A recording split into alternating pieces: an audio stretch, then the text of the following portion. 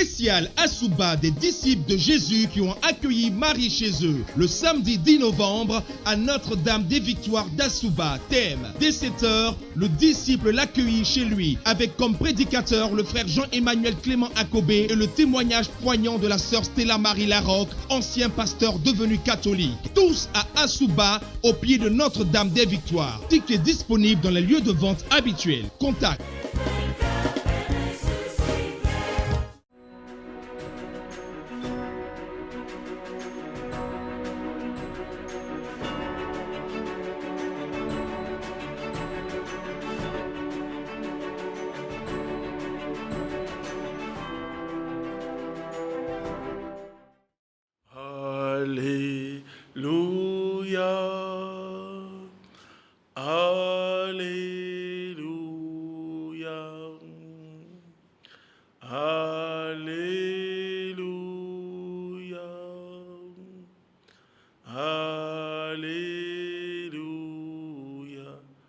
Alléluia. Nous bénissons le Seigneur en ce samedi, en ce milieu de jour. Je veux que tu chantes avec moi. Alléluia. C'est le chant de racheter.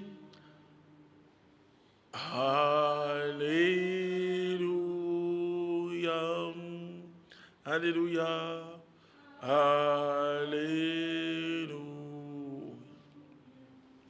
Je vais en ce jour vous rencontrer une histoire qui s'est passée et qui est racontée dans 2 Rois au chapitre 5.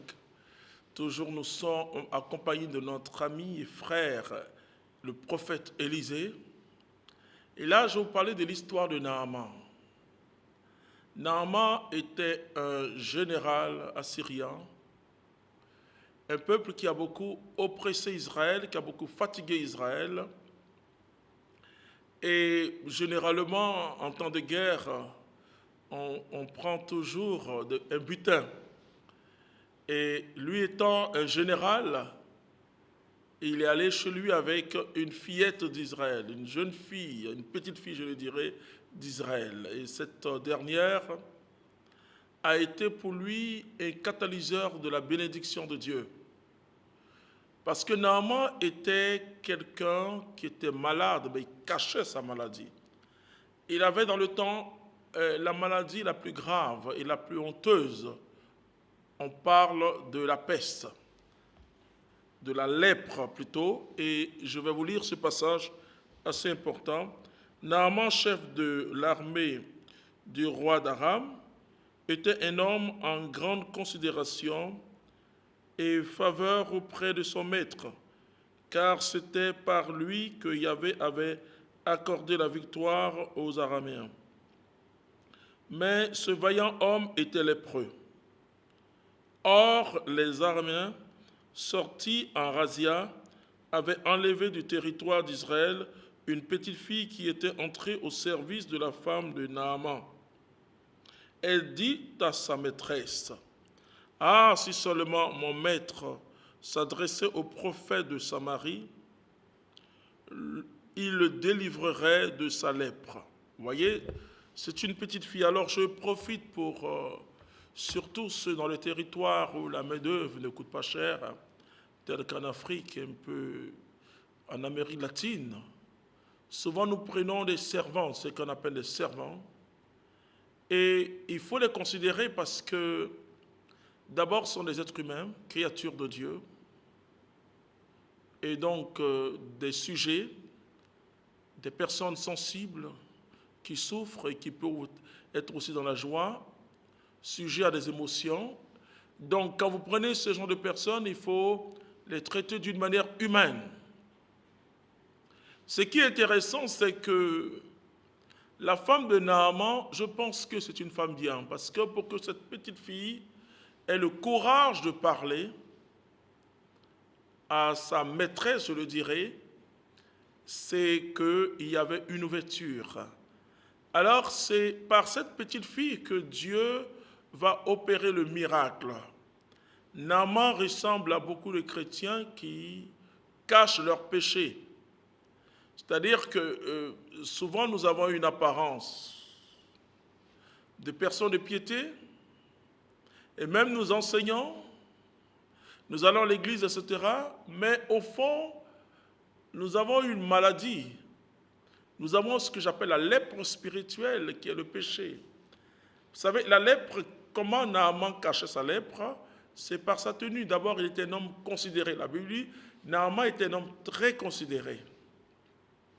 Mais cette petite fille qui ne savait rien, elle a reçu d'une manière intuitive, donc par l'Esprit de Dieu, que son maître, Naaman, était lépreux et qu'il devait aller en Samarie pour rencontrer le prophète Élisée. Bon, Naaman était un homme très considéré, alors il part et il rencontre le roi. Et le roi dit, sûrement tu veux ma mort. Comment moi je peux te guérir? Et Élisée apprend que le roi tremble. Il envoie un de ses disciples pour dire au roi, calme-toi, dis simplement à Naaman de venir me rencontrer. Donc Naaman dit, donc le problème est résolu, Naaman va à la rencontre d'Élisée.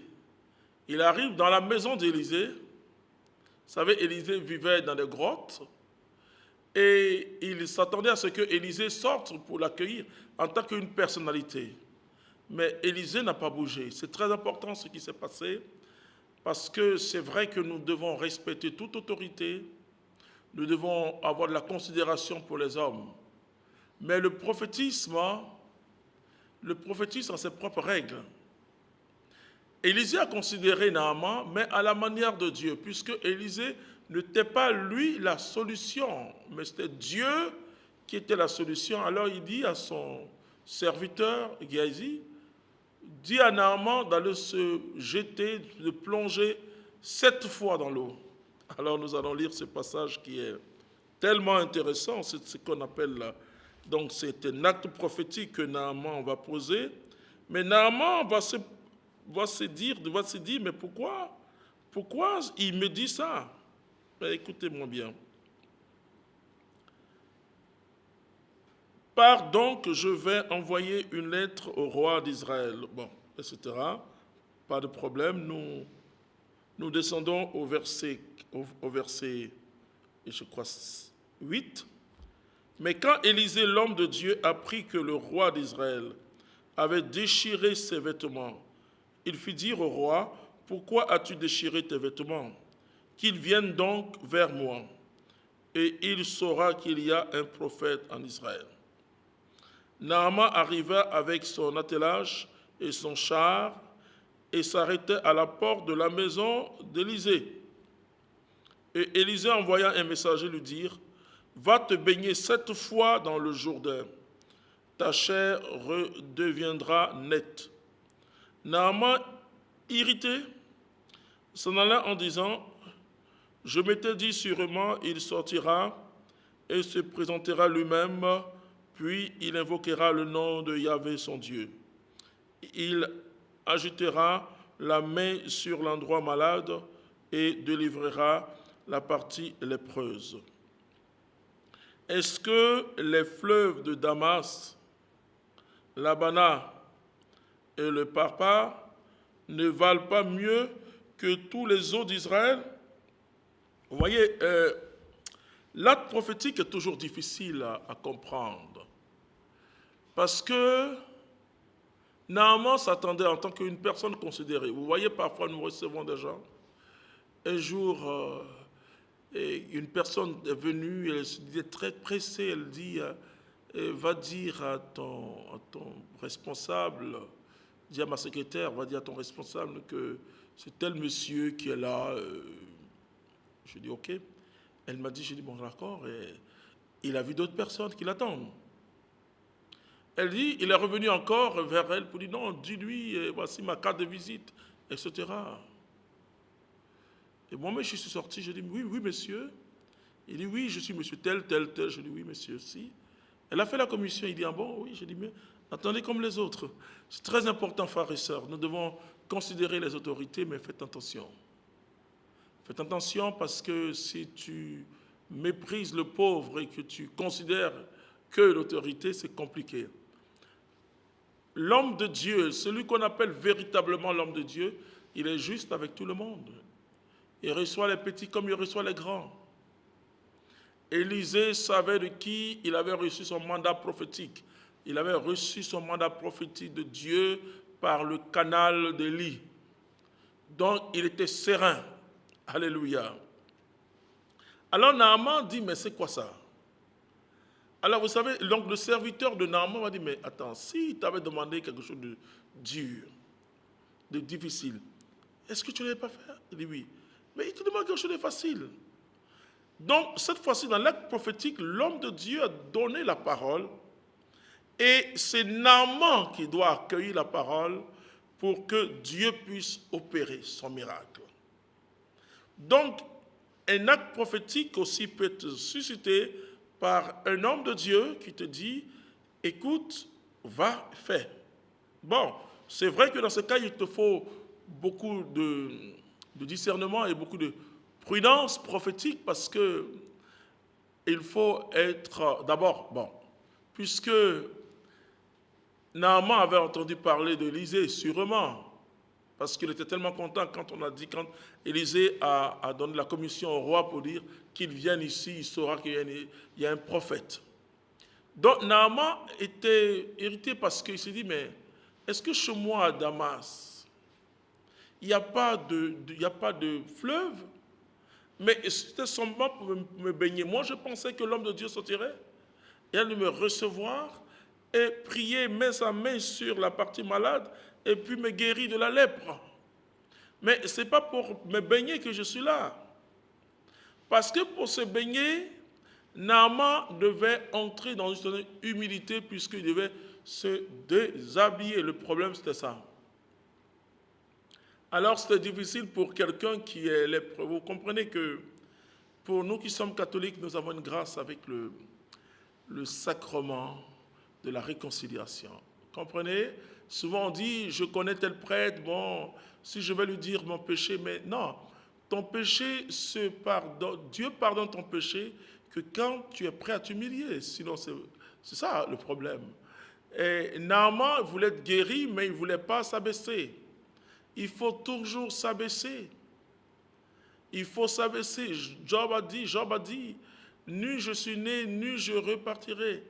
Je retournerai vers mon père nu. Alors, Naaman, et quand son serviteur, ce courageux serviteur qui a osé parler à Naaman, l'homme fort de la Syrie, l'homme fort, il a pu parler à cet homme fort en disant, mais maître, si tu avais demandé quelque chose de difficile, mais tu as demandé quelque chose de facile, va te baigner simplement.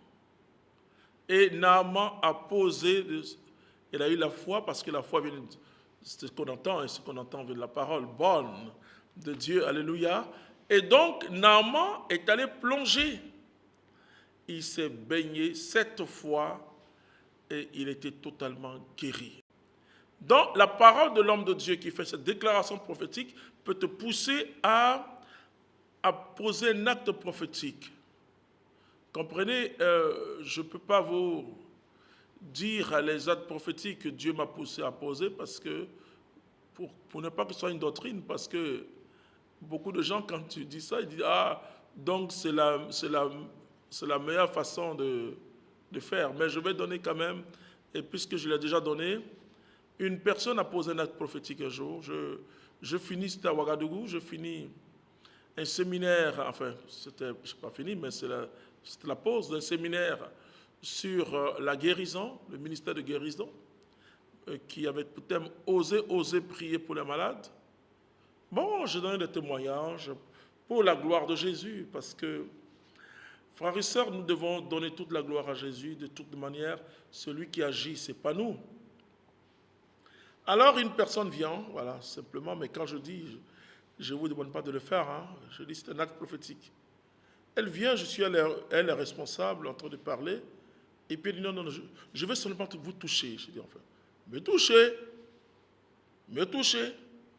Avant que je finisse de parler, elle m'a touché, elle dit ça me suffit. Oh, moi je n'aime pas tout ce qui ressemble au fétiche. Ouh là, je n'aime pas tout ce qui ressemble au fétiche. Alors j'ai dit ok. Elle est partie. Je viens la soirée, c'est-à-dire donc il y avait des témoignages. Alors je vois une personne qui dit, oui, quand j'ai touché le frère, je suis allé à la maison. Ma maman, elle est aveugle depuis 2 ans. Elle est allée partout, même à Abidjan, on dit c'est fini. Elle ne peut plus guérir. Alors je me suis dit, si seulement je touche le frère, j'irai imposer les mains à ma mère qui a touché le frère. Je ne vous demande pas de le faire. À ma mère qui est aveugle, elle va voir. Et quand je l'ai fait, elle a vu. Je dis, ah bon. Et la foule était heureuse. Moi, je dis, bon, elle a posé un acte prophétique. Si quelqu'un d'autre essaie de me toucher, ce n'est pas la peine de chercher à me toucher. Parce que cette femme, elle a posé un acte prophétique. C'est ça, un acte prophétique. Et même un acte insolite, un acte qui jaillit. Et elle est allée prier. Maintenant, si elle, à chaque fois qu'elle me voit et qu'elle vient me toucher pour aller prier pour un malade, il n'aura rien. Parce que ce ne sera plus un acte prophétique. Un acte prophétique est un acte qui vient de Dieu. Alors, comme je suis en train de vous le dire, pour ce mois d'octobre, je dis, tu dois grandir dans la foi. Or, grandir dans la foi se grandit dans les déclarations prophétiques et dans les actes prophétiques. C'est très important. Dieu peut te conduire à des choses extraordinaires grâce à l'acte prophétique. Parce que, vous savez, la foi et la raison sont comme 2 piliers, comme le dit Saint Jean-Paul II, pour la splendeur de la vérité. Dieu n'efface pas notre intelligence, mais l'Esprit dépasse, supplée, va au secours de nos faiblesses et transcende notre intelligence humaine. Quand vous avez la foi, Dieu peut vous pousser à poser, par exemple, ce qu'on appelle, je parlerai parce que le mois de novembre, de décembre, je vais vous pousser dans une connaissance plus grande dans le sens de l'Esprit Saint, dans le discernement, dans comment vivre vraiment une alliance avec Dieu, comment grandir spirituellement, comment ne plus avoir peur, puisque beaucoup de gens, et surtout le mois de décembre, le thème sera « N'ayez pas peur ». Et vous montrer comment, par Jésus-Christ, tous les messages qu'on va vous donner, tu as mouru, surtout ceux d'Afrique, et ceux de l'Amérique latine, etc., tous ces messages, on va vous donner, tu as mouru, je vais vous dire comment ce sera parole contre parole. Alléluia. Et dans le mois de novembre, je vais approfondir avec vous le discernement et surtout aussi, vous pourrez poser toutes sortes de questions. Ça sera, le mois de novembre sera toujours un mois de synthèse où je reprends tout ce que j'ai dit au cours de l'année. Et pour que décembre soit non seulement, n'ayez pas peur et que nous puissions dompter par Jésus-Christ la nouvelle année qui va venir. Alléluia. Donc, Dieu peut faire des choses à travers toi. Mais Dieu te pousse à un acte prophétique. Dieu te pousse. L'acte prophétique, c'est le sommet de la foi. Où tu parles aux circonstances. Où tu parles aux circonstances, où tu poses des actes même qui défient ta raison, parce que la raison arrive à un moment, elle s'épuise devant la splendeur de la foi, et je dis la splendeur de l'action de l'Esprit Saint. Mais l'Esprit vient au secours de notre pauvreté, de notre faiblesse. Donc l'Esprit Saint vient au secours de la pauvreté de notre raison, etc. Alors Dieu peut te poser une question un jour, et la réponse peut t'amener à grandir. Et quand Jésus dit à Pierre, Pierre, m'aimes-tu? Pierre ne comprend pas. Il ne comprend pas grande chose. Pierre, m'aimes-tu? Pierre dit, oui Seigneur, je t'aime. Mais derrière cette parole de Dieu, il y avait une grande prophétie, fais perdre mes brebis. Et conduis l'œuvre de Dieu. Là, je m'adresse à ceux qui conduisent l'œuvre de Dieu. Nous rencontrons des épreuves. Si tu n'as pas une foi tangible, une voix forte, si tu ne sais pas, si tu ne comprends pas les voies spirituelles, les voies spirituelles, voies comme chemin de spiritualité, les voies spirituelles, donc voie V-O-I-E, si tu ne comprends pas, si tu n'as pas la pédagogie de Dieu, tu vas fuir. Hein? Et parfois, le Seigneur peut te dire, pendant que tu crains, impose toi-même la main et prononce une parole sur ta vie. C'est aussi un acte prophétique. Le Seigneur peut te demander dans ce que j'appelle l'intercession prophétique. Et le Seigneur peut te dire, voilà un problème dans ta famille, positionne-toi là, dans tel endroit. Je donne souvent le témoignage de Père Sanders, qui a senti, alors qu'il était en mission en France, un Américain, il a senti qu'il fallait venir à Abidjan. Et il va directement à la cathédrale. Le Seigneur lui dit, positionne-toi et intercède pour cette nation. Il intercède pour cette nation. Après, le Seigneur lui dit, il y a telle personne. Il se renseigne, on dit, il s'appelle Clément Kobé. Il vient, je vois cet Américain-là venir directement me voir. Il dit, Dieu me conduit vers toi. Et aujourd'hui, nous travaillons ensemble, alléluia, pour la seule gloire du Seigneur Jésus-Christ.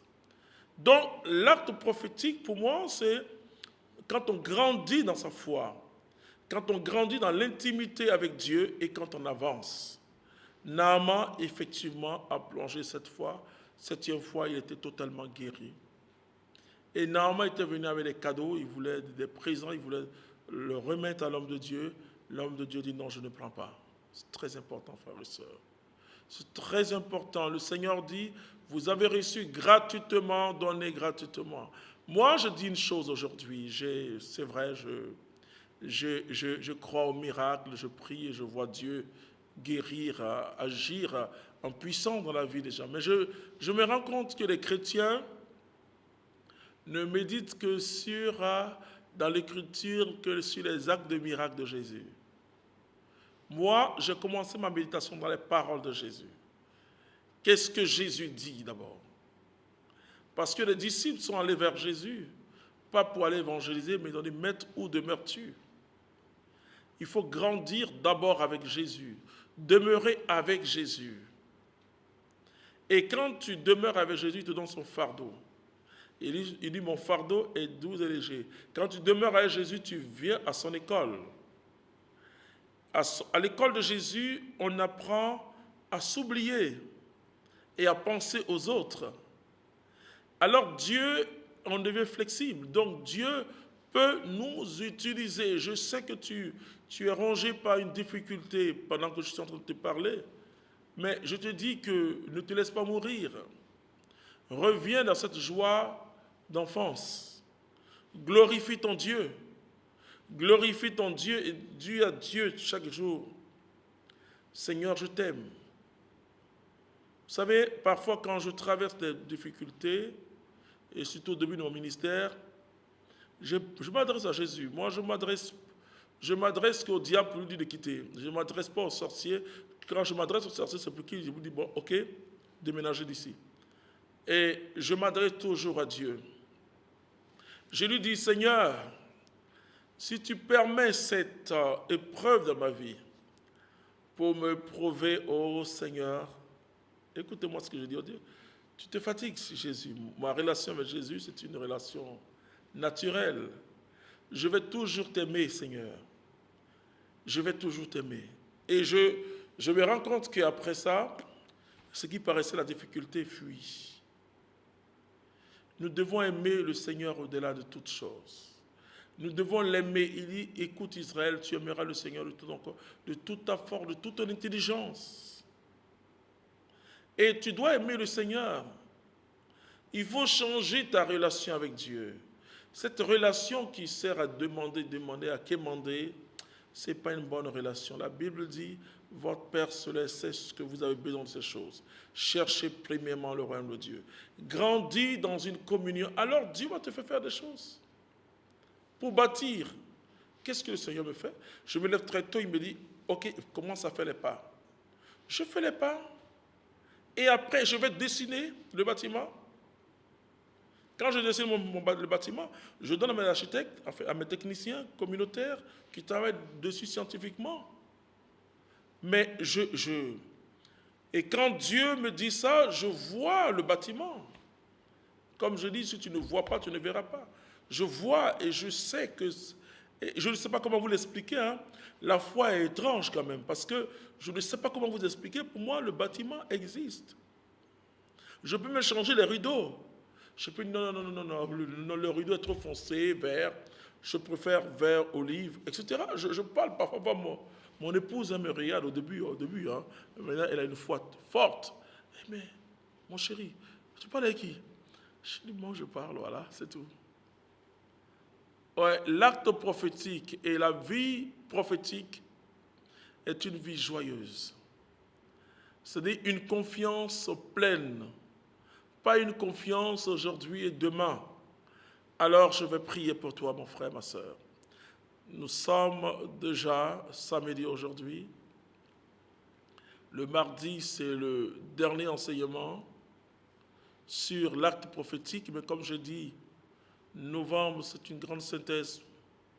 Et pour expliquer, surtout pour expliquer sur le discernement, sur la croissance et sur comment passer rapidement de la normalité à l'excellence et de l'excellence au miracle. Donc sache que Dieu va faire et il est pressé. Nous sommes dans l'ère de l'accélération. Dieu est pressé parce que le monde bouge trop vite et la gloire de Dieu va se manifester. Alors je vais prier pour toi.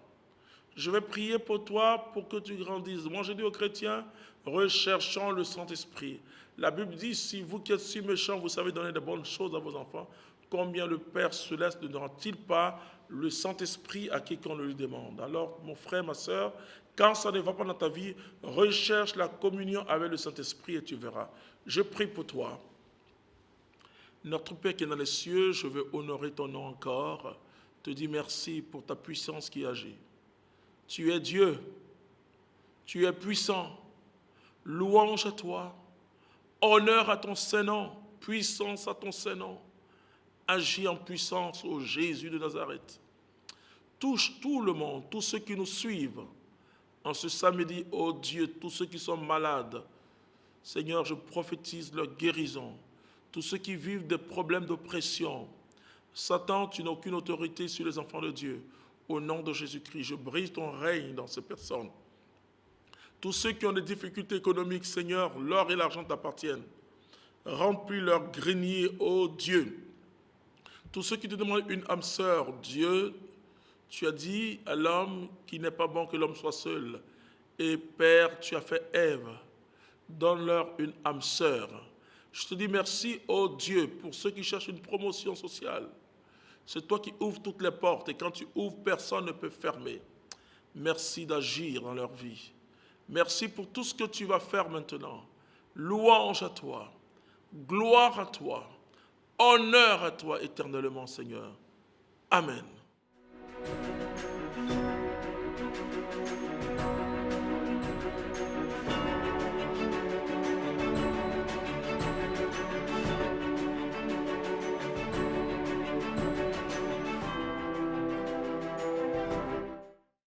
Spécial Asuba des disciples de Jésus qui ont accueilli Marie chez eux le samedi 10 novembre à Notre-Dame des Victoires d'Asuba. Thème, dès 7h, le disciple l'accueillit chez lui avec comme prédicateur le frère Jean-Emmanuel Clément Akobé et le témoignage poignant de la sœur Stella Marie Larocque, ancien pasteur devenu catholique. Tous à Asuba, au pied de Notre-Dame des Victoires. Tickets disponibles dans les lieux de vente habituels. Contact